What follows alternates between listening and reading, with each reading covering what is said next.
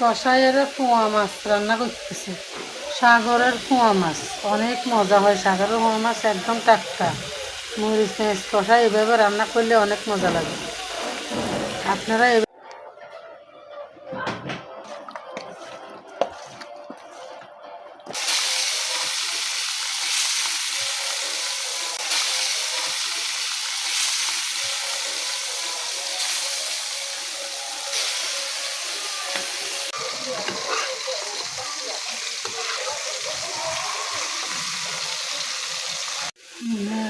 Clear.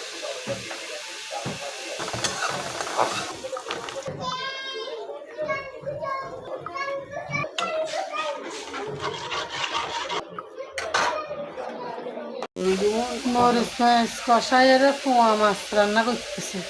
সাগরের পোয়া মাছ অনেক মজা হয়। সাগরের পোয়া মাছ একদম টাটকা, মরিচ পেঁয়াজ কষা এভাবে রান্না করলে অনেক মজা লাগে। আপনারা ভূমিকম্প হয়েছে যে যারা মরে গেছে, যারা বাঁচিয়ে আছে, আমার ভাই বোনদেরা, আমার ভাই বন্ধুরা, আমার ছেলে মেয়েরা, সবাই তো আমার ছেলে মেয়ের মতো। তো আজকে সবার জন্য একটু মিলাদ করাবো, সবার জন্য হাত তুলি, 2 হাত তুলি আল্লাহর কাছে দোয়া চাইব যে সবাই যারা মারা গেছে তাদের করে বুঝতে নসিব করো, আর যারা বাঁচিয়ে আছে তাদের করে আল্লাহ তুমি সুস্থ করে দাও, ভালো করে দাও। আল্লাহর রহমত, আল্লাহ ভূমিকম্প দিয়ে সবাইকে শেষ করে দিচ্ছে, আল্লাহ তুমি সুস্থ রাখো।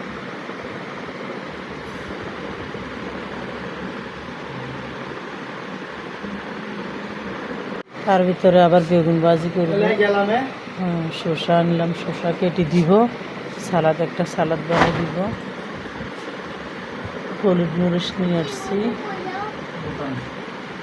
রসুন জিরা মশলা যাযাবতি আছে, আচ্ছা যা সব নিয়ে আসছি। আলু যাযাবতি লাগে বাজার সব নিয়ে আসলাম। মাংসর সাথে জিরা রসুন পেঁয়াজ, মাংসর সাথে জিরা মরিচ পেঁয়াজ রসুন একসাথে সব দিয়ে হাতে মাখিয়ে দিতেছি। আজকে চলবে গরুর মাংস, মরিচের গুঁড়ো।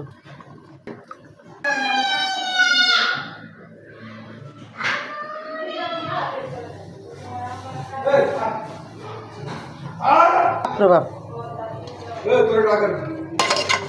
কারে কে আগে দেখছি আই। ও আল্লাহ রে আল্লাহ, দেখেন এদের খাবার দাবারের কি অবস্থা। সব কিছু চারিমিকা এলোমেলো করে রেখে খাবার খেতেছে, দেখেন এক অবস্থা।